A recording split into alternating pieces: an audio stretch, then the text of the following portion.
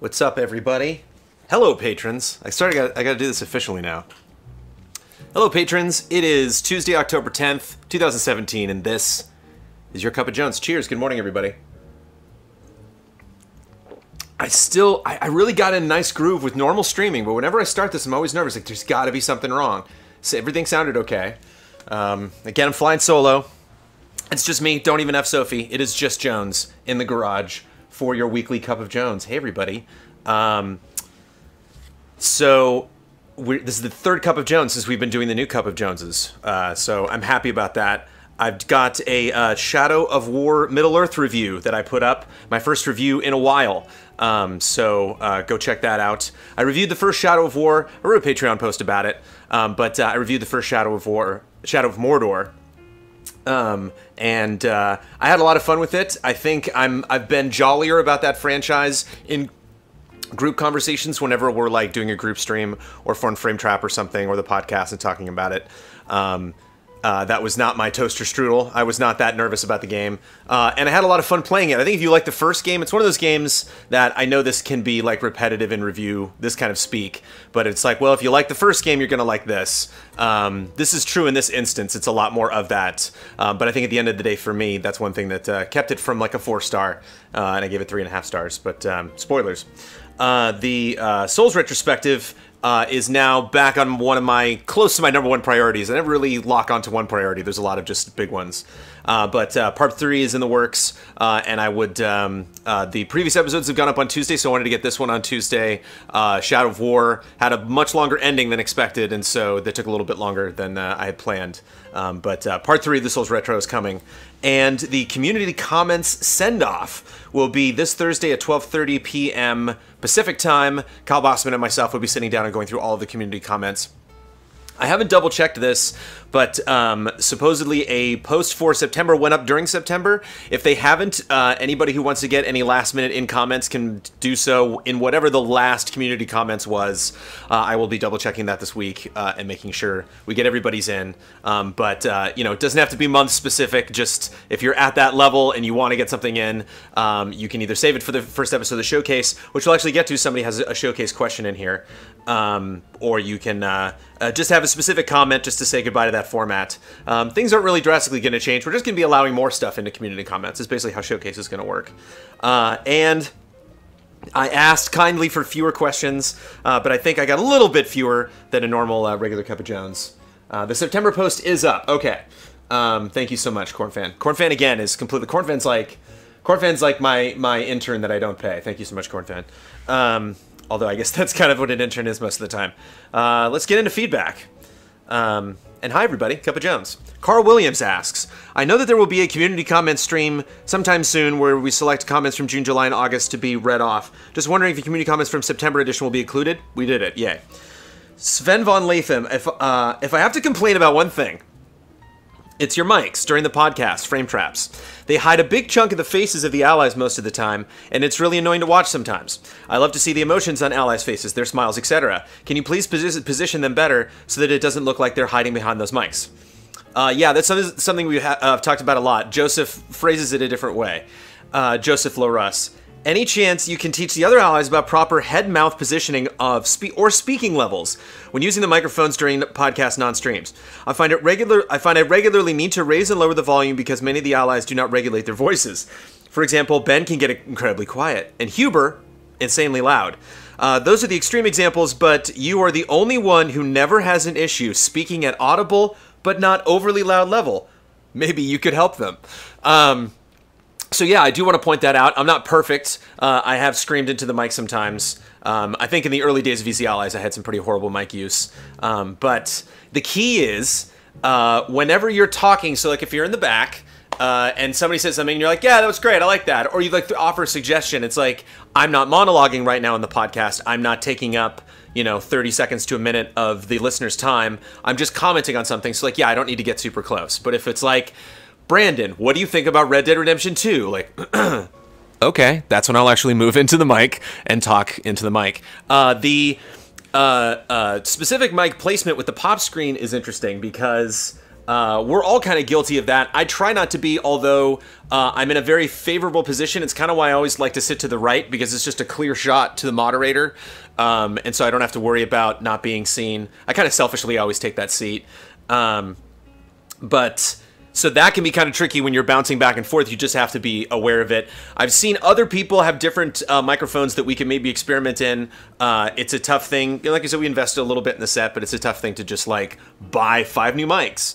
But it's maybe something we can experiment with, so they're not, I mean, these aren't the mics we use for the podcast, but to get something that's not so bulky. I like Rooster Teeth has like these little dudes. I think Screw Attack has those as well. Those are cool. Yeah, not an audio guy, not a light guy, unfortunately. But yeah, that is something that they can learn, and that's something that now that we've updated the set, I think when we're kind of looking at production values and looking at ways that we can improve the stuff that we do, I think we've hit a threshold where the logical next step is us actually improving ourselves, whether that be just performance or audio or behaviors. It's come up a lot on group streams of us interrupting each other and us being more respectful just in the sense of conversation. I think we've gotten good and respectful playing games together, but the actual conversation, making sure that's flowing in the right direction. So I put a microphone in the back, making sure you can hear everybody. We have all the tools that we need, we just need to use them well. And so I think that's a logical next step. But as long as we're still talking about community comments, Noah Weinstein is curious. There are concerns that the community showcase will value creative types over people who aren't artistically minded. I'm excited for it, but realize that might only be because I'm creative myself. So what other non-artsy things do you think would be displayed on community showcase? Will general comments about games still appear, or is it more of an outlet for finished works? Comments are still a huge part, and will hopefully be a huge part, the dominating part of the community showcase. I don't know what the community showcase is because we haven't put the first post up yet. We will probably do that next week, probably a week and a half away from the end of October, and then at the end of October we'll do the showcase for October. What a great month to start the community showcase. But I still imagine a lot of people at that level or above, maybe hopefully people now that maybe didn't write comments before will write in comments. Maybe I can get a little goofier with them too, like one thing that was in the past that I didn't do, and I don't know if I ever brought this up, but somebody wanted me to do something in a Mexican accent. And I think somebody asked me to do something in an accent before, and it was an accent that I felt comfortable in. I know a lot of people don't like my British accent. I have several British accents, but I guess my go-to one that I do in like Fiasco Nuts is more Australian to people than an actual UK accent. But I actually grew up in Southern California, and I actually have known a lot of people. I used to travel to Tijuana, and I used to, with youth groups, and work with communities and be around Spanish-speaking people a lot. And I tried to do my voice, and I'm like, I don't like that. I don't like the way that sounds. If it's live, maybe I might do something like that. You know, I might feel less worse like, well, it's just me in the booth and editing, and I don't want to put like some weirdo Jones Mexican accent on something and then have people be offended by that because it's like concrete in a video. But if it's live, it's a whole different vibe. And so we'll find out what that vibe is together. But the whole initial idea is that I read a lot of stuff. Like I do a lot of voiceover work for stuff that we do here. We have writers that would do stuff here, and I supply my voice for their projects. And so I wanted to give that in some way, figure out what value that would be to our audience. I think the value is a little bit above the current level if I'm actually producing it in a video, but I think a stream level of me reading stuff is perfect. Hopefully, like I said, I'll have more fun with comments, but comments are totally welcome. Comments, like I said, are hopefully going to be the backbone of the community showcase. And then, because people aren't going to be able, and I don't want to stress people out. Like, I don't want to have people making like art installations every single month. Like I just want it to be something, again, that you want to show off for the showcase. If you're like, oh, well, I'm making this anyway, but I guess I'll show it in the showcase, like that's kind of a fine line. Like we're going to address each of those case by case. It's like, this is not a new sponsorship thing. This is clearly showing something that was created in the spirit of month to month. We're all checking in with each other and showing off weird stuff that we're doing. So if you are an artist, I would so much more appreciate a more regular contribution of something very small than like a big once a year, you know. But who knows? We'll figure out what it is together. Apologies if that seems kind of safe, I guess, or like we're, not doing all the work there, but like I think because it is the community showcase, I think we have to meet halfway. So we've done all of the work, and so we'll see what our first contribution is, and then we'll figure it out. Undead Mummy DLC chat is off the rails. Chat's very distracting. Old guy. Considering there are already Q&A parts in every podcast, in caps, on Easy Allies, as well as a monthly 2-hour Q&A only session to ask such trivial and mostly uninteresting questions except for the people who ask these questions, do inquiries about Batman fanfictions, your camping sites top 5, or the kind of soda you really like, have a place in here, meaning Cup of Jones.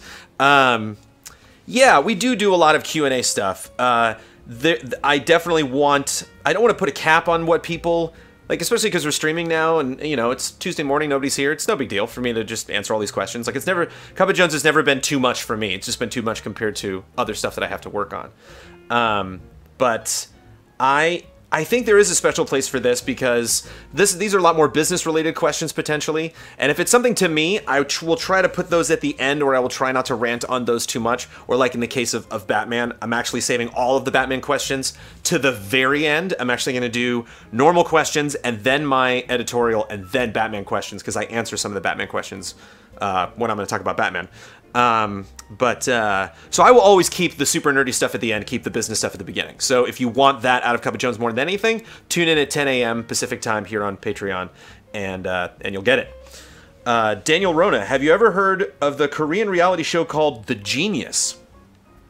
I think it's an incredibly interesting and fun show. It's also really cheesy and goofy with the editing, and definitely something I can see you guys playing around with. Sort of like Survivor meets board games. And it would be crazy to do a similar type of show with the Allies. A long-form, episodic tournament of sorts, with social deception and wit and strategy. Or even just having an occasional board game show, like The Crew playing Secret Hitler or Diplomacy. Is this something you have considered, and is it feasible given your current setup? Yeah, no, not given our current setup. Something we've considered totally. Definitely thought about game shows, definitely thought about long-term tournament stuff. Obviously, we do our tournament once a month. We have the Werehogs involved. We have chips now. I really want to get those factored in somehow. I want to make Werehogs an actual functioning trackable thing. That you go to easyallies.com/werehogs, and it's like the ongoing Easy Allies tournament. You see like which of the allies is beating who at what games, and which rivalries are set up for what games, and what bets are coming up that are games related, and all it, like, yes. Our website is just super simple right now, and it's kind of beautiful that way, and so there's a lot of ideas that we have about the website that would just complicate it, slow it down, make it super expensive. But gosh, there's stuff that we really want to do. So yeah, definitely thought about that. Somebody asked previously about Huber being a game show host. I want to make that happen. It sounds like we can do all these at the same time. And because our community is much more involved now, we've gotten into the swing of doing the new group stream selection method. So you can be on the group stream selection committee at $2 or above on Patreon. And we started doing that, and it looks like we might get a card game or a tabletop game as the first game that we play. And so that'll be really fun to kind of shake up Tuesday and send us off running and chasing, trying to find whatever game people want us to play. Daniel continues, also another stupid idea, a show called Love or Respect, where one person talks about a game they love and the other person who doesn't like the game but respects it talks about it from both sides, debate style. Yeah, that could be a part of Settle It. That's kind of what Settle It is now, which we do on occasion, but we haven't really put into a functioning show. That would maybe be something once we get a studio to do on a more regular basis. Alan Canlick, is EZA your primary job? Totally. Or do you still have other contracts where you do? No. Like VO for a commercial or production work for another studio? No. I'm totally down to do that, but I don't look for that. If so, how do you balance work with your EZA and your other obligations? I don't have them, so easy question. Michael Liu, as a reviewer, is it possible for you to set aside... I'm married. There's that. As a reviewer, is it possible for you to set aside all biases and review a game based on its own merits, or is there a part that lets feelings about a franchise, whether they be negative or positive, influence your decisions when reviewing a game? Totally. I thought about Gears of War a lot when I was reviewing Shadow of War, because, yeah, I got those names right. Because I liked Shadow of Mordor, and I liked Gears 1, and parts of Gears 2. It didn't finish Gears 2, didn't play Gears 3 at all, and didn't play Judgment. And so Gears 4 was like, oh, I'm returning to this franchise after a long time. And so I was adding up a lot of the things that I felt. I was like, okay, look, I'm thinking about the franchise as a whole. I think as a reviewer, you can't put up walls between yourself and your biases. You just have to communicate with them. Like, you have to understand, like, that thought I just had, that's the bias talking. I'll still listen to it. It's a good point, but it's not going to be the overdriving. It's not going to be the score. The score is the collection of all of my thoughts. Thoughts I had being hyped looking at trailers. Thoughts I had playing Shadow of Mordor and thinking, if they made a sequel, what ideas would they have? And being like, oh, Drakes. Didn't think of that. Drakes. It's a cool idea. You know, like flying around on Drakes was not something when I was playing Shadow of Mordor. It was like, where the Drakes at? You know? So, yeah, it's a bunch of stuff. So, yes. It's scary to tell an audience as a reviewer that you're letting yourself be influenced by biases, but they're in your brain. It's hard to shut them out completely. Kevin, what happened to the new subscriber song? I miss it. If people were complaining, maybe bring it back, but do it less. That's kind of what we were doing. Kyle Bossman created and wrote the subscriber song, so I mean, you know, if he says not to sing it, then we're not going to sing it. But I think part of it was because it added a weird energy to the room. It was strange. Since we've stopped doing it, it's kind of like when we stopped at reviews having barriers, like now we're talking about the story, now we're talking about the gameplay. There are ways to organize the stream, but it just kind of made everything into chaos, and it was the simple act of thanking people and actually starting a conversation, seeing somebody's name and being like, hey, look at that. Like, we don't know that person, or, oh man, that person on Twitch changed their name to reflect a joke that we all just said. Those things to me are so much more impactful than singing the subscriber song. That said, I have a Pavlovian response every single time there's a subscriber to be like, you're a subscriber. But I hear you. It's tough. There are a lot of changes we've made at Easy Allies that I'm still not happy about, but realize we have to make. And that's like one of those things, as small as that seems. Eric Greinberg, you guys should change the decorations of the set for Halloween and subsequent themes. Changing the action figures and pictures on the frames, or for something that fit the theme, would be a nice touch. It'd be an amazing touch. We just set up the studio, and that's one thing that would, like, I thought about that when it was the first week when we had our first group stream. I was like, oh, I should have.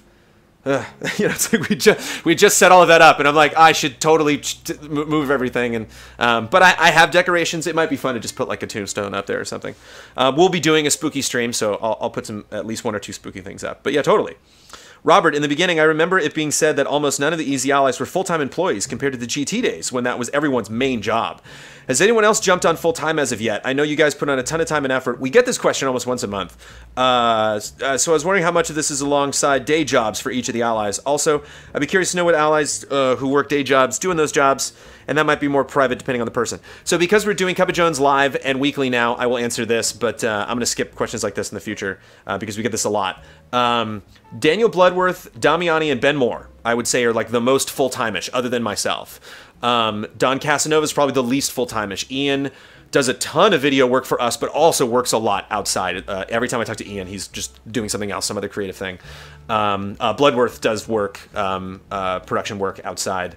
Yeah, Kyle's in the middle too. Kyle's always shifty, looking for new stuff, working on new projects. You've seen him do stuff with the Game Awards and stuff. But I'm Easy A all the time, baby. Turbo Chicken Man, you have got to hook up with another huge Batman fan and ace orator, Victor Lucas. He comes down to LA once in a while, in which case you could invite him to Cup of Jones, or you could join him on his own weekly live stream, Vic's Basement, or they could both be in the same show for a day. However it happens, I suspect this 20 years of TV production experience would lead to some helpful advice for Easy Allies, and your success with Easy Allies may help him too, as he's actually in a similar boat, having been forced to leave TV and switch to YouTube a couple of years ago. I heard about that, but I actually haven't been following what Vic has been doing. I love Vic Lucas. Let me tell you about a really great... Oh, God, what was it? I can't remember. I think it was Batwing. Okay, now that we're talking about Batman, are you ready for one of the coolest moments ever? Actually, this is bad. Oh, it's just... Never mind. I potentially just outed his tag. He had it might be Nightwing or Batwing or something Batman related.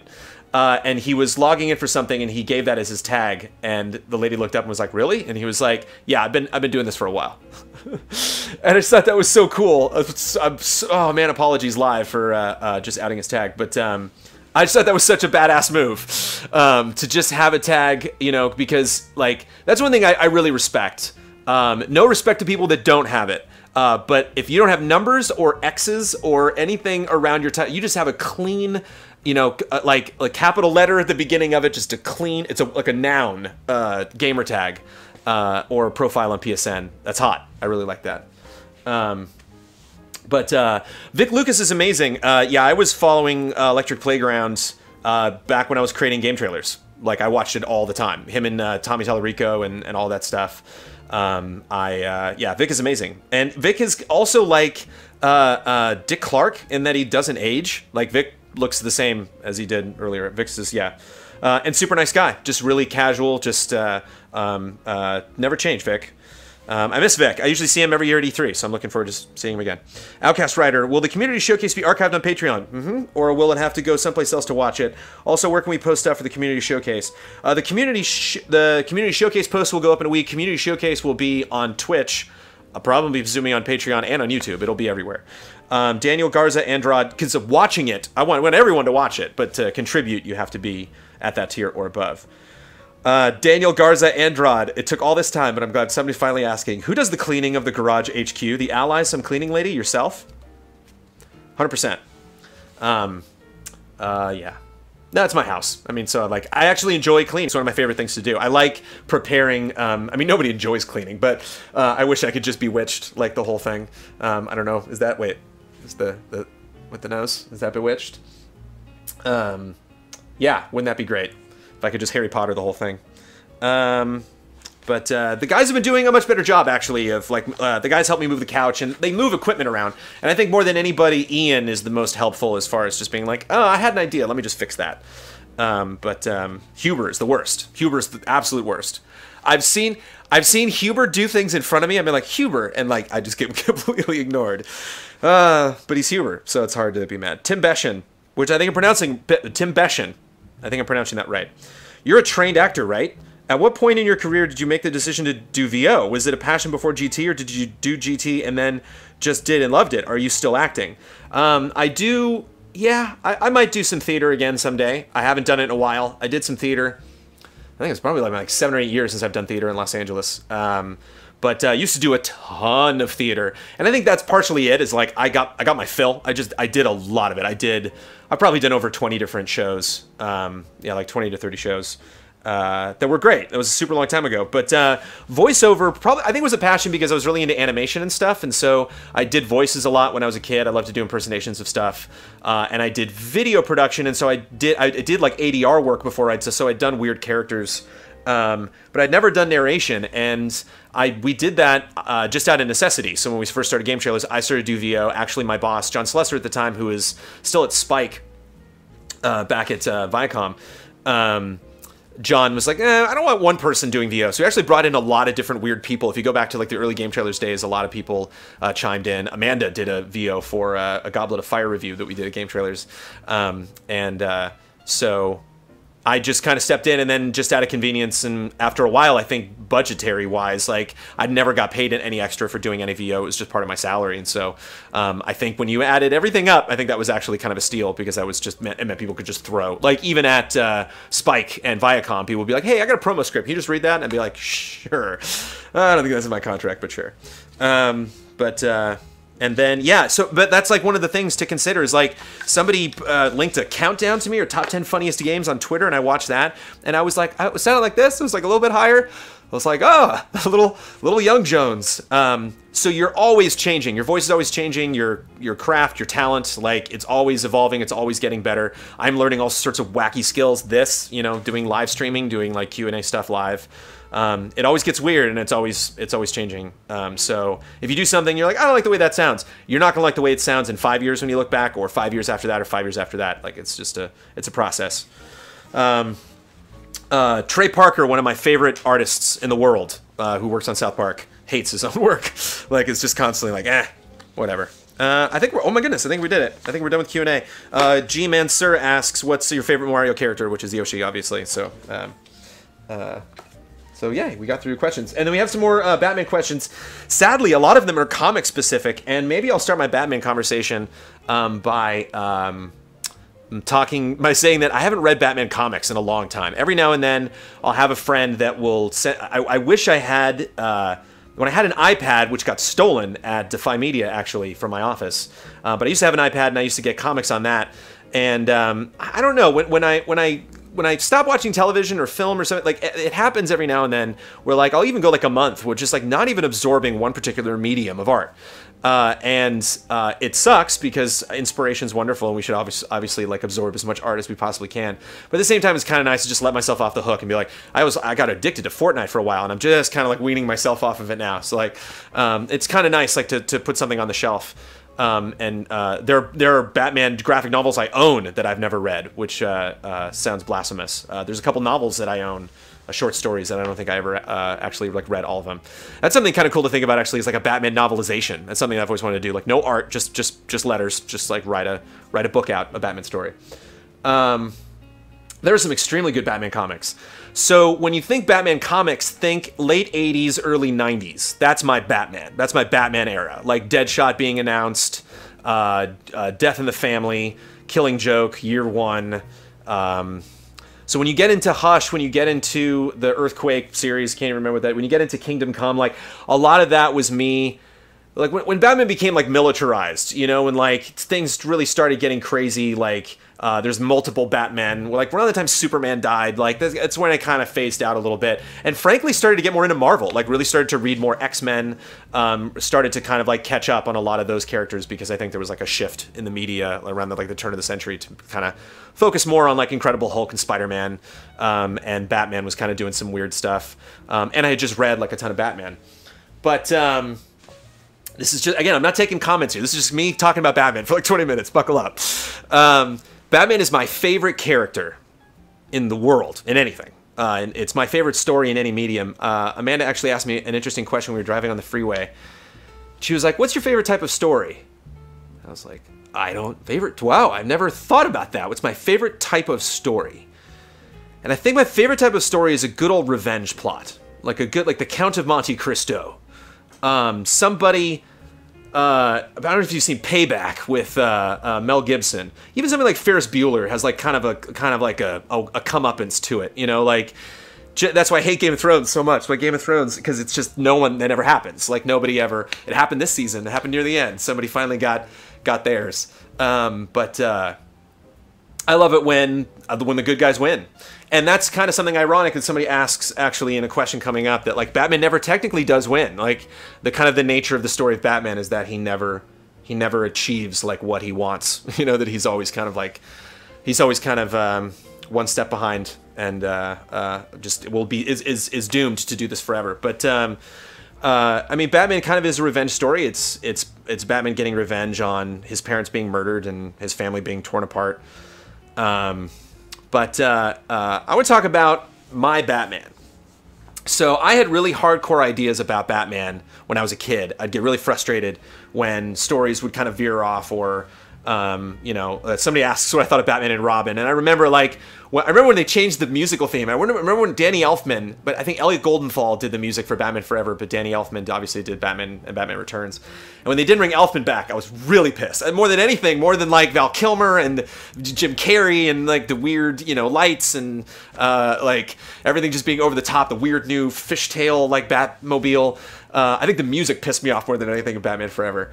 But I used to get so frustrated, and animated series was law. Like animated series was everything. And like I'll get into kind of like my history of Batman, but and then I realized like, oh, Batman, there's so many different types of Batman. And so I kind of made this transition into like really appreciating that I can sit on both sides of an argument with everything involving Batman. So like, if we could talk about the old series, we could talk about the animated series. I could criticize the animated series heavily. There were all sorts of weird things about the animated series.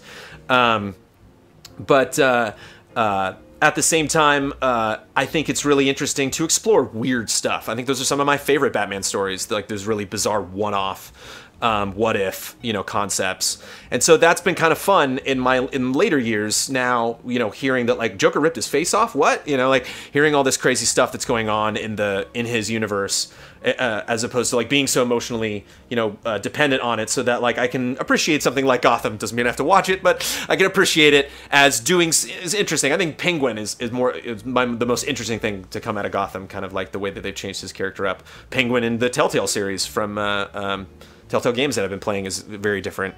So I love the different now. I celebrate it because, as you'll experience right now, I have my own Batman. I have my own ideas that I've collected from everything as far as, like, that makes the most sense to me as far as, like, what the Bruce Wayne, the Alfred, the Selina Kyle, the, you know, Jim Gordon, all those characters that I know, that would make the most sense of what they would do. But, yeah, so I was born in 79, and so when I grew up, I had the comics. I think there was an animated series. I think Batman would show up in commercials and stuff. I remember when I was like 5 or 6, when I was really fat, actually, I wore the Adam West outfit, which is really funny because in some scenes, Adam West kind of has a belly, and so did I when I was a kid. So like the pictures are really great. I wish I could just hit a button and bring them up right now, but I think that was for Halloween. Maybe I'll do a Halloween episode of Cup of Jones and show off some early costumes. But then when I was 10 years old, the Tim Burton film came out, and that was everything. I didn't realize. I mean, I loved everything about it. I loved Nicholson. I loved Keaton. I loved Kim Basinger. I loved the music. I loved the style. And the, you know, Returns came out, and then it came out on Super Nintendo, and then I met a couple friends that were also Batman fans, and they were like, yeah, but have you read Death in the Family? And I'm like, what? And so then they introduced me to a lot of these graphic novels, and so I think it was like early 90s that I like completely finally dived in. But like I said, it wasn't until later that I actually kind of came up with my idea about how it goes. So here's my pitch. And again, I don't know what you could translate this to. This isn't like a comic book idea I have. This isn't like a movie series or like a TV show or something. This is just kind of how I think it works. So people have said, I think he's like 9 years old when it goes down. So you have little Bruce Wayne. I don't like a super over-stylized Gotham. I don't like Gotham being super close to Metropolis. I always imagine Gotham being Boston. So I don't know about the super tall skyscrapers. It's kind of a more Batman Beyond thing. I kind of like smaller, more manageable, like apartment housing. Like Gotham's not like some people have drawn Gotham being like super polished and rich and stuff. And like, it's more Metropolis. Metropolis is like clearly New York, or DC or something close to DC. But Gotham to me was always like not a great place. Like not, you know, like maybe in the future, like it, you know, they get more money, but Gotham's kind of run down, and that's part of the problem, is that all the money is going in the wrong directions. It's not, none of it's going back to the people, and so that's kind of what Thomas gets caught up in, and that's what that's kind of like the beginning of the economics, kind of what Bruce runs away from. Is just there's just no safe haven. Like there's just it's New York in the 70s. It's just like lawlessness, I'm super not a fan. So like, yeah, so hot takes incoming. There's just a lot of things that might, well, hopefully to some people be controversial story-wise, but I don't like Joe Chill being attached to anybody. I like Joe Chill, the guy who kills Thomas and Martha, to just be some guy. He was a guy. He was a guy that it was a bad thing that happened. Because if you make it a plot, then if it's a plot that Batman can win, then he won. And the story's over, you know, like then I got you, the guy that hired Joe Chill, and there's a guy that hired Joe Chill, well, I'll beat you up. You know, if it's just some guy, and maybe once he finds out it's Joe Chill's like dead already. So like there's no, like, Batman never gets that. He never gets that, like, oh, well, at least, you know, that one guy's behind bars, or I finally got that one, you know, finally got that comeuppance. And I think that's one thing that, overall, that I don't like, that I respect and, you know, can speak highly of and works narratively in some instances, but I think just as far as realism are concerned, or achieving the finest version of Batman possible, I don't like all this connection. Everybody loves being like, well, what if Joker was responsible for Two-Face? And it's like, no. And like, well, what if, you know, really early on, all 5 of them teamed up to do some, like, stop. You know, like, there's billions of people, there's probably like 10 million people that live in Gotham City. Like, let them all have individual stories. Let them all find each other later, but start completely separate. So yeah, Joe Chill's just a dude. That does not resolve himself. Bruce does not, like, you know, like, this is the thing about Gotham. Like, Bruce does not put a suit on and go to Wayne Enterprises. Bruce is destroyed emotionally, crushed. Like, Bruce borderline, like, stays in a hospital most of the time. Like, Bruce does not talk to people. Like, Bruce is a shattered husk of a human being after his parents get killed. I imagine Bruce hangs around for like 2 or 3 years, kind of not really communicating with anybody, and then just takes off. Just one day, Alfred comes downstairs and he's gone. no note, just see it. And so when he comes back, it's not like, oh, Bruce Wayne is coming back from his long thing. Like, people thought he was dead. Like, people were like, oh, he's back. And it's not like he calls Alfred and Alfred picks him up. Like, he just shows up again. And one thing that I love to fantasize about that I don't see done a lot is I imagine when Bruce comes back, he and Alfred are not friends for a long time. Like, he does not respect Alfred. Like, he's so determined to do what he wants to do. And he only has the bad side of his father because it's like, they didn't raise him. Like, he's gone for like, almost a decade. And comes back.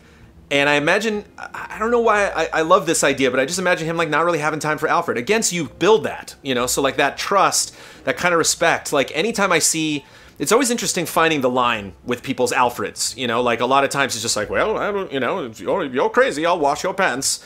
And it's really interesting, those moments where Alfred's like, no, hey, stop, you're being stupid. And you're like, oh, that Alfred was not going to stand for that.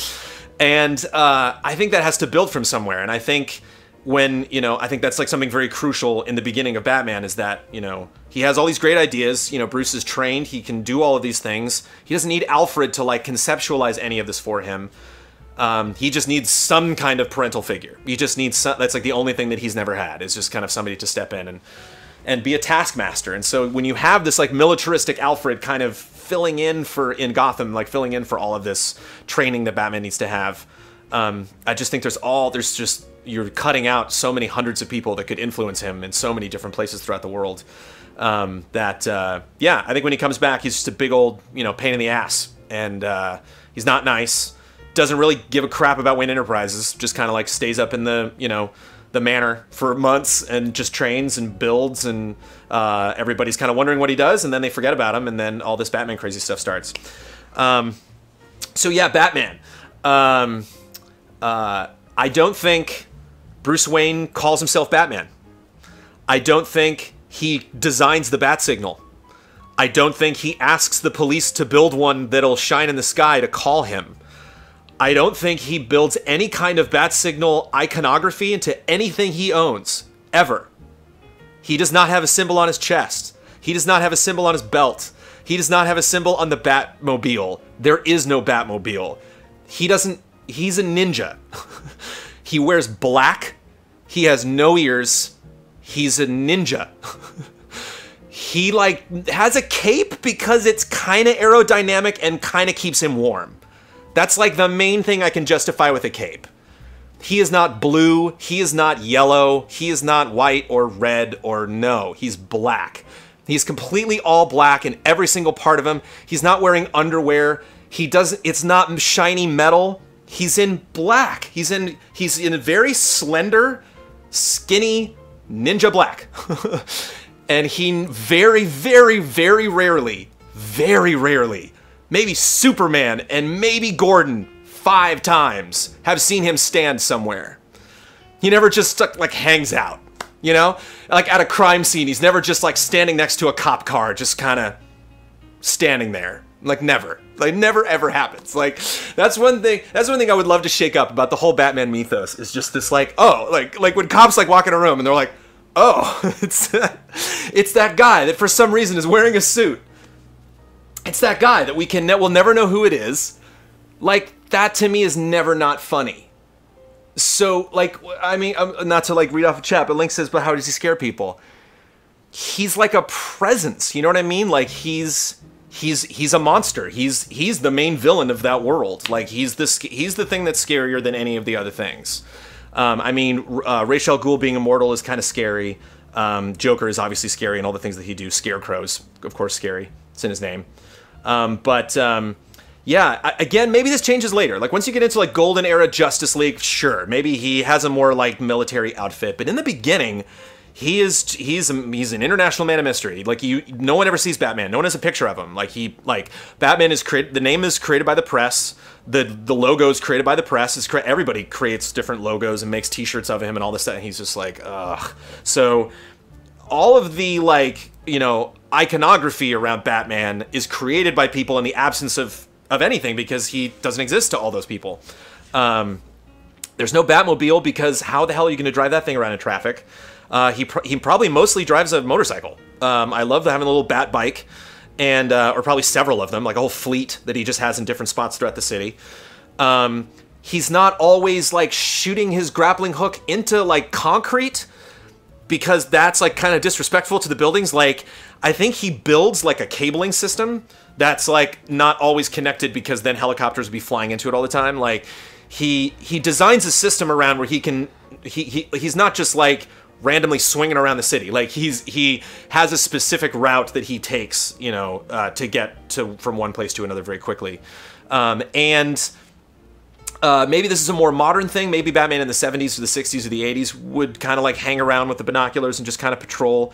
But we live in the age of cell phones, so I think if there was Batman now, he would most likely just hack into everybody and just listen to everybody's conversations and kind of find crime that way. And so I don't think there's a lot of like, well, I'll just sit here in the rain and hope something happens. Like, I don't think that's the way Batman would operate. I feel like I got that off my chest. I guess we can talk about villains. Joker, I like not being some kind of a criminal beforehand. As much as I love Nicholson, I think the greatest thing about Nicholson in '89 was the dialogue. I think they wrote for him some really, really... I actually don't know the person who wrote the script for '89. God, you would hit a guy wearing glasses is one of the best Joker lines ever.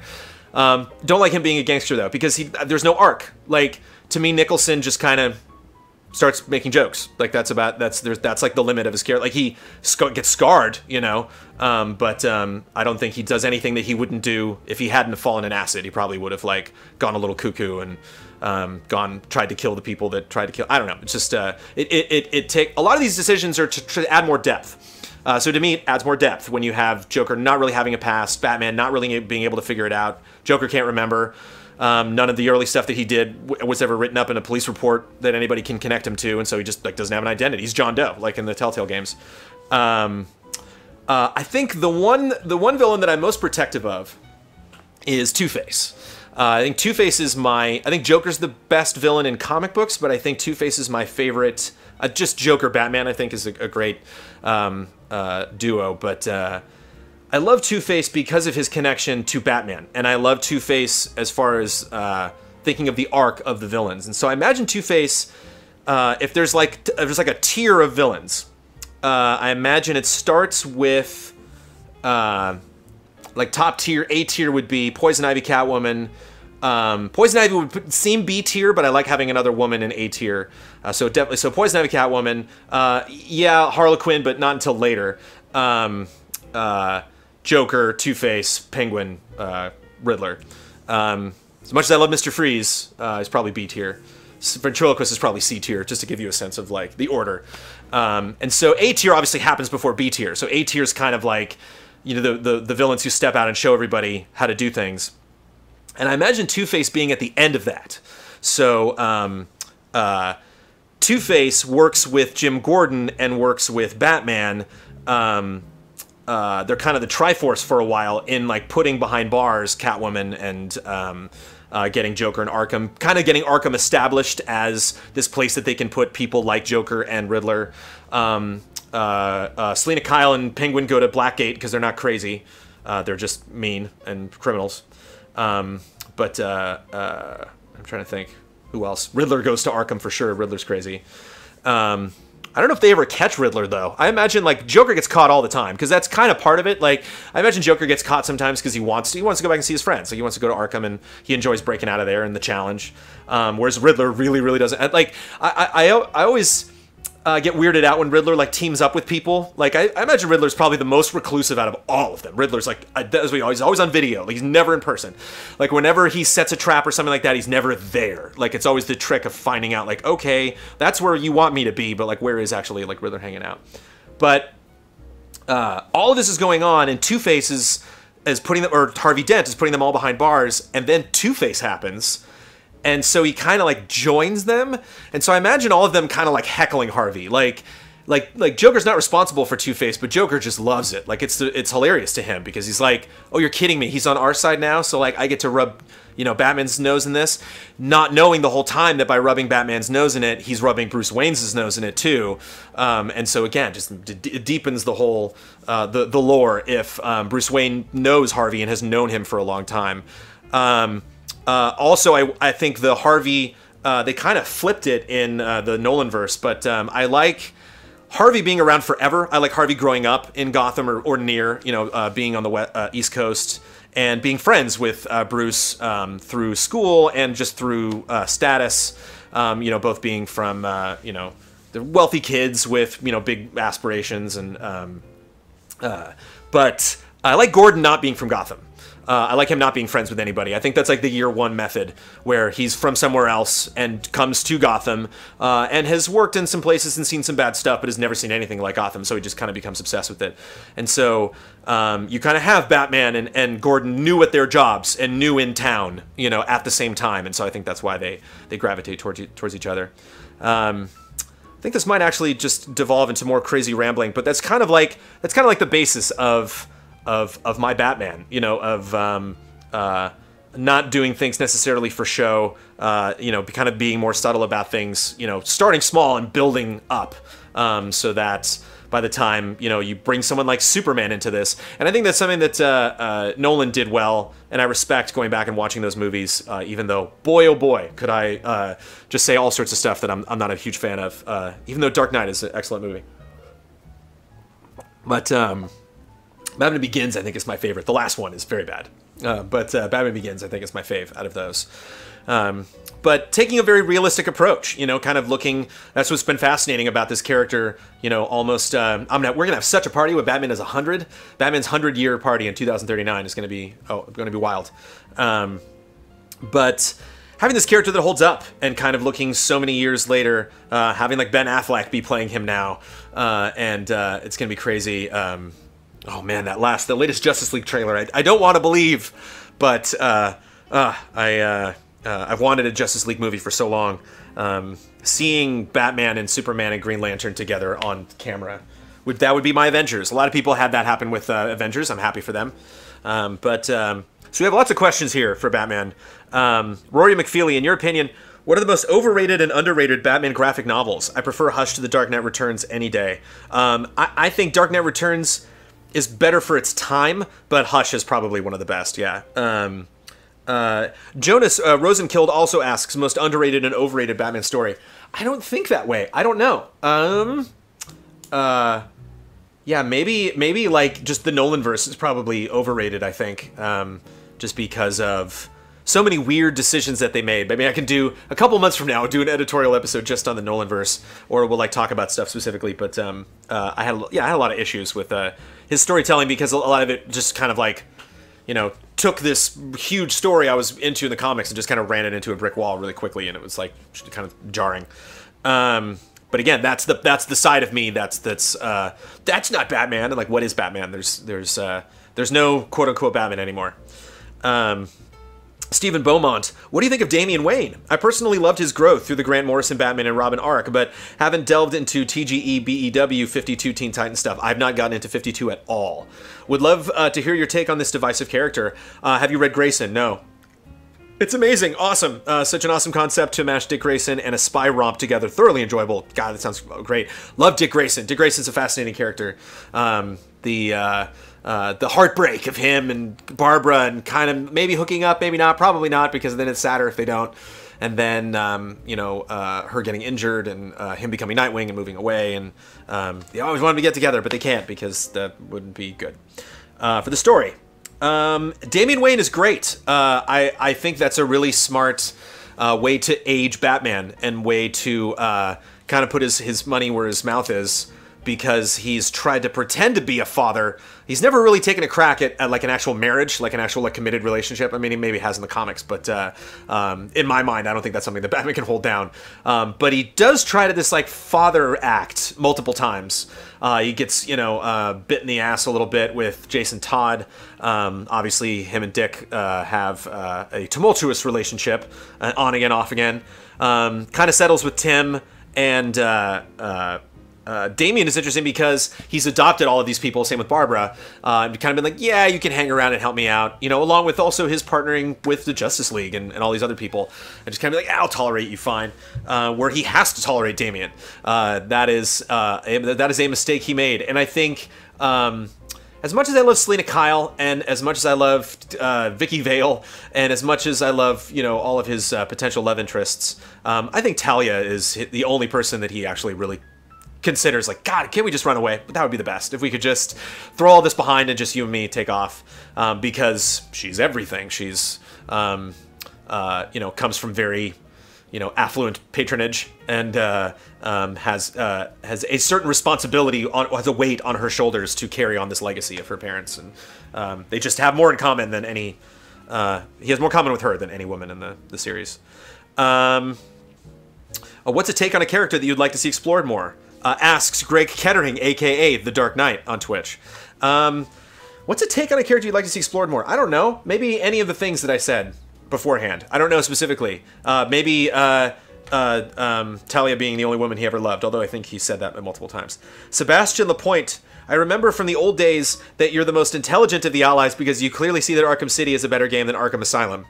What is your favorite part of Arkham City? Do you sometimes go back and replay this amazing game? My favorite part of Arkham City. It's been so long. I haven't. They just HDified it, and so it's like it's time. I should do a full playthrough on that at some point. Maybe we'll get an announcement from Rocksteady at PSX. Wouldn't that be wonderful? Yeah, I think maybe like the Easter eggs in Arkham City. God, I can't. All of the moments, especially with Arkham Knight, and I played Origins and loved Origins, so a lot of those are kind of blending together. I apologize, but it's a long-standing argument.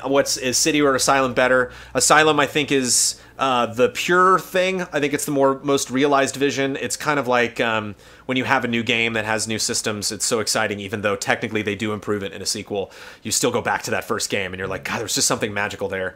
That was the concept. And then you can add that concept to, you know, you name it, Lord of the Rings with Shadow of Mordor. But to me, when it just blew up to City and still justifying how they blocked City off, I'm a big Escape from New York fan, and so doing an Escape from New York style story in the Batman universe, oh boy, I really liked it. So maybe, I guess that's it, just the Escape from New York vibes. Maybe that's my favorite part. Professor Metal Gear, which version of Joker is your favorite? Mark Hamill. Morgan Mohala, what kind of end, in your opinion, should Batman and cast have if the day ever comes? Will it be legacy, tragedy, or triumph? It'll be sad. I think people will, the way, as sad as Dark Knight Returns can be sometimes, Dark Knight Returns actually has a very sappy ending, in my opinion. And basically the concept that Batman creates an army of other people to help him out. I think that will happen. I think after Bruce Wayne dies, people will carry on his work. But I think in some ways he kind of like made Robin happen and made Batgirl happen, but I think he was also kind of just accepting of that, like, all right, fine, kids, you're going to do this anyway, so I might as well. Just don't tell, your dad, Jim Gordon, that you're doing this. Batman's just a stubborn guy, and I think Batman Beyond is a fun story. I don't know if Batman would put up with that. I don't know if Batman would let some kid into Wayne Manor. There was a lot of hokiness around the origin story of Terry McGinnis. Although I love Batman Beyond, it's just such a cool world, and I would love that video game. Yeah, the end will be tragic. Batman will die alone. Gordon will die. Gordon might die before Batman, because Batman beats himself up, but he definitely does take care of himself. He is healthy, bruised but healthy. But yeah, I'll tell you this. Paul Dini wrote, I thought had a really beautiful sentiment in the commentary of Batman Beyond Return of the Joker, where he said a lot of people imagine the final battle between Batman and Joker taking place on a roller coaster with knives flying everywhere, and he's like, to me, what would be more truthful to my Batman and Joker is for it to be ugly, for it to be in some back alley somewhere in a pile of filth, and it's not to be looked at. It's just kind of, oof. And it's, I think, is the nature of actually trying to end something that seems to have no end, is that it's kind of like keeping a secret from a loved one or something. It's like when it finally comes out, it's not going to be good. Daniel Elsenhuber. If given the opportunity, which Batman character would you most like to voice in any kind of video game or animated series movie? Probably the Riddler. The more I think about it, probably the Riddler. Also, do you already have an idea of what your interpretation of said character would sound like? Oh, I don't know. I'd probably have to do an impersonation of it now, but I'm too nervous. Rain Soul, what are the most effective vocal warm-ups you use before recording scripts? I'll see if I can remember it. To sit in solemn silence in a dull, dark dock in a pestilential prison with a lifelong lock, awaiting the sensation of a short, sharp shock from a chip and chippy chopper on a big black block. There's stuff like that. Amanda has a great one that I've always tried to memorize, but I can't do. It's like, it's better to see by 2 to 2. So there's fun little like word traps that you can do. I like doing this, taking the jaw, shaking the jaw like that. Just ranges, you know, going up, da-na-na-na-na-na, singing that. And reading the script. I'll read the first couple paragraphs, or in some cases, if it's a big thing like Game Sleuth, and I gotta understand what's happening here, I'll read the entire thing out loud. When in the case of the Souls Retro, I've read that out loud many times before I record it. Genialist Armino, a lot of people brought up the Batman Ninja anime, which looks sweet. Genialist Armino, Batman Ninja, what are your thoughts about it? John McJunkins, I was wondering what you thought about the new Batman Ninja anime set in feudal Japan. It looks very different with Batman wielding a sword and clashing with Joker. I'm kind of into it. Jason Wallstrom, with the announcement of the Batman Ninja anime, what other cool twists would you like to see on a Batman in an animated form? For example, Viking Batman, Old West Batman, Samurai Batman, etc. I think that looks amazing. There's a piece of art that I always come really close to buying whenever I go to Comic-Con that is a feudal, that's Batman as a samurai squaring off against like a clown-faced villain, you know, in the feudal Japan. Yeah, that looks super sweet. I kind of want to go media blackout on it and just check it out when it comes out. What other cool twists would you like to see? I know people really like Batman Beyond, and when you think about Batman in the future, you think about Batman Beyond. But one of the things that I would change maybe about Batman Beyond if I was to like reboot that story is to not have it have the tie to Batman. Maybe have Batman vanish. Maybe like this new person figures out it was Bruce Wayne and goes to Wayne Manor and it's deserted, and finds the Batcave and it's deserted, you know, and kind of discovers the legacy of Batman, but Bruce was gone. Maybe Bruce is someplace else. Maybe he's in like Russia or so doing something, and so like he comes back and at some point throughout the story. But it'd be fun if the person isn't guided by Bruce, but really does create a new thing. You know, when the end of the Nolanverse, I was kind of like, I kind of want a sequel to this. I kind of want to see that version of Batman, or other people picking up the... I love the stories of Batman being injured and other people like putting on the cape and cowl. So future Batman, I think would be sweet. A Batman, a legitimate Batman now, like maybe suggest Batman happened in like the 50s or 60s, and have a Batman, like a present day Batman based that's like picking up the old mantle. If you had to remove one character from Batman lore and wipe that character from everyone's memory, who would you choose? I don't know if I hate a Batman character. They're all kind of great. You know, it was really fun seeing Lego Batman, which I loved, by the way. I know a lot of people thought that movie was weird, but I got a big kick out of it. Because, again, so many Batman movies, so it's like, just, yeah, go nuts. I don't know. Maybe Combo Breaker, I'll come back to that if I can think of one. Have you read more of Scott Snyder's run on Batman other than the popular Court of Owls and Death of the Family arcs? Not only did he get to use the All-Star Batman moniker, like the greatest Superman comic, and to redeem All-Star Batman and Robin, known as one of the worst, which is pretty crazy, yeah. I have read that one. And he's also currently writing the big crossover and finale to his entire run with fellow collaborator Greg Capullo, Batman Metal. It's the perfect time to catch up since it's all ending in arguably the greatest run ever on the characters. That's the pitch. I have not read a lot of that, apologies. But if you, there you go. There's the sell if you want to go check all that stuff out. Pixel Perfect Polygons. We're nearly, apologies for that, for not having read that. We're nearly to the point where there are almost as many Batman movies as there are Jason Voorhees films. Certainly there are more. There are way more Batman movies than Friday the 13th. How many for the There's like 10? There's way more Batman movies than that. Come on, there's like 15 Batman movies. Because you got to keep in mind, a lot of, like, Mask of the Phantasm is a Batman movie. Like, that did go to VHS almost directly, but that did have a theatrical release. There's a lot of conditions that films have to have, and so they'll premiere it just so it technically had a theatrical release. So you can see, I think that's changed now. There's like a lot more straight-to-digital stuff, but back in the day, a lot of that stuff premiered on the big screen. Was the what was your experience with the film? Oh, this okay. Out of all of these, it's pretty much the general consensus that Batman and Robin is the worst of these.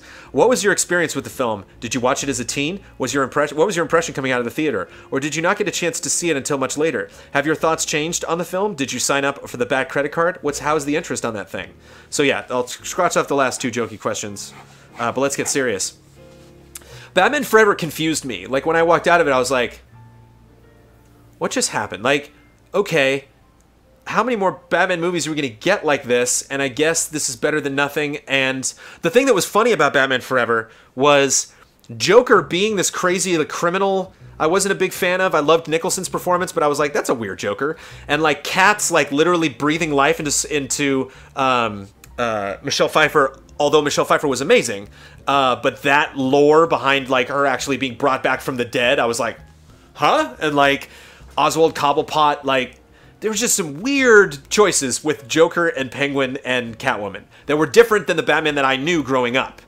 And then what was funny about Batman Forever was how weird Batman Forever is, and yet the origin stories, I mean, Enigma didn't work for video games, and I don't think he worked for Wayne Enterprises, but like the origin stories were a lot closer to the source material, which I thought was funny. And then actually in Batman and Robin, which is terrible, they're the closest. Yeah, I mean, by the time Batman and Robin came out, I guess I think one of the things that made me the saddest about Batman and Robin was seeing the de-evolution of the same Gordon.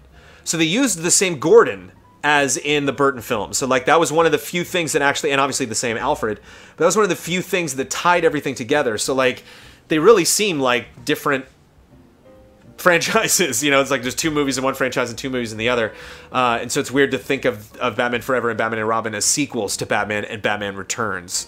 I mean, different Batmen, so I think that was the saddest thing. I think seeing like Poison Ivy like entrancing that like shorter Gordon and having him just be like a Looney Tune, you know, just having him be like, you know, basically aping the TV show from the 60s, which was kind of fun, and I guess I kind of got by the time Batman and Robin happened, where I was like, oh, you're just not taking it seriously. Burton took it seriously, and Joel Schumacher's not taking it seriously. I guess that's what's happening right now. But I would have liked it if they'd gone even further, like really made it funny. Like, to me, the Batman credit card is not a very 60s type joke, or it was just not handled well. I don't know. But it is what it is. I tell you, if there's a Batman movie, if it's a fanfic, or if it's a bad movie or a weird direct-to-DVD thing, put it on, I'll watch it anytime. I will put up with anything if it's Batman. Alex Castellanos, what style of Batmobile has been your favorite? And would you want DC to settle on a specific look for said Batmobile, or do you like that it's forever changing, updating itself? I love that it's changing, updating itself. I imagine it changed, updated itself forever in the comics, too. I imagine he's always evolving that thing. He doesn't want people to find it, or to take a picture of it, or to leave it parked somewhere. And somebody like, wait, what, is this the Batmobile? You know, like, you imagine some cop being like, wait, is this the, you know, wouldn't you just wait, like, for Batman? Like, every time Batman, like, gets back to the Batmobile, why isn't there 50 people standing outside the Batmobile being like, yay! You know, like, can you imagine, like, coming home from work, and you just, there it is. And it's just like, oh, whoa, like, I would not stop touching it. Like, so, again, the concept of the big car driving it up to places, to me, is a little silly. So I like the smaller ones. I like the slender Batmobiles. I like the ones that are a little faster and can... It's funny, in Batman Returns, when Penguin takes over the Batmobile, and he's, like, ramming it into cars, and Batman's like, I'm doing all this property damage. And it's like, I don't know how you drive down the street and not do that. You're clearly bigger than one lane of traffic. So how do you get around? Like, how do you drive? How did you get into downtown? Like, you're telling me Gotham doesn't have traffic? You're telling me at any point there's a complete open lane that he can just barrel down? Like, you know, come on. My least favorite Batmobile is like the very early one with just the Batman face just sitting on top of the Batmobile. There's just like a, you know, like a ramming rod bat face. Ibrahim Sozer with our final Batman question. When you watch Gotham, have a list of the pros and cons for season 1, please. I will. I will take notes. I will not forget all of the things that I like and do not like. I will have episode guidelines. I will have all of that laid out. So there we go. An hour and 8 minutes on Batman. If you haven't been able to tell, I like Batman a lot. I have very strong opinions about Batman. If you could do me a favor and clearly separate the questions the comments on maybe silly things that I said, and okay, here's my question for the next episode of Cup of Jones, because I'm going to be very judicious. I don't want to get into a big Batman discussion next week. This was it. I will try to answer questions directly if I can in the Patreon post, and of course you can always shoot out to me on Twitter at at Trailer Jones. And I will tweet it back at you, especially if it's Batman talk. Yeah, Vic Lucas is a big Batman fan. Greg Miller, of course, is a huge Batman fan. Although Greg Miller I think he clearly likes Superman more than he likes Batman. And so I love the Superman-Batman rivalry that Greg and I have. Of course, I disagree with him and Batman, whatever that movie. I don't even remember, the Dawn of Justice. Oh, geez. Batman vs. Superman is horrible, is one of the worst. I thought Man of Steel was bad, was very bad. Man of Steel made me sad. Such a squandered opportunity. Man of Steel, not to derail, I'm talking about Superman. Man of Steel, I think, is one of the harshest 180s I've done from being so into a movie. You go back and watch that Man of Steel trailer, and God, that movie had so much potential. Like the score, they used that original score for it, and I'm like John Williams is one of my favorite things in the world, and so I was like, every time I hear a new Superman theme, I'm like, okay, and I love the new Superman theme. I think it fits Caviezel, and he is so great in the role. I think he's my favorite Superman. I think I like him more than Christopher Reeve. I think he's incredible. And they fumbled it so hard. And Batman vs. Superman is just but it still could be turned. Wonder Woman was great, and it could still, I don't know, it could still happen, maybe. Oh boy. But yeah, questions, next episode. Make them specific so we can get back on track. Because this is also not only a big Batman rant on my part, but is also a test of how to do editorials in the new weekly format. It's still over an hour. I think we're just going an hour for Cup of Joneses. One day we might get completely dried up with questions and have no questions, and that'll be great. I can just kind of give you quick updates, and then we can just do a little 10-minute episode. But yeah. These babies are going to be long, and they're especially going to be long. Actually, this would have been a really short episode. Maybe we are getting through all the questions. I think if we do a non-editorial episode next week, then I think it might only be about 20 or 30 minutes. Imagine that. But there we go. Again, thank you for being a patron. Thank you for signing up for Easy Allies. Thank you for supporting me in my new weekly Cup of Jones. It's a thing now. Third episode. We've done it. This is the second episode in the month of October. If we get 4 episodes done in October, I don't think that's happened in over a year.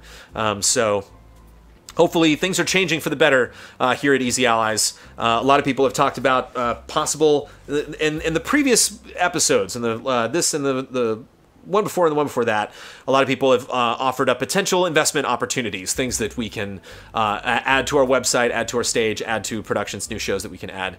And I think that's one of the big things we talk about. Somebody asked, like, what the hell, what's the point of having questions on Cup of Jones? Is this conversation, because we could do this whole Easy Allies thing because this is our jobs before. We have hopefully brought a new fun, fresh ideas that you've enjoyed, because it's been really freeing being a part of Easy Allies and having the freedom that we do.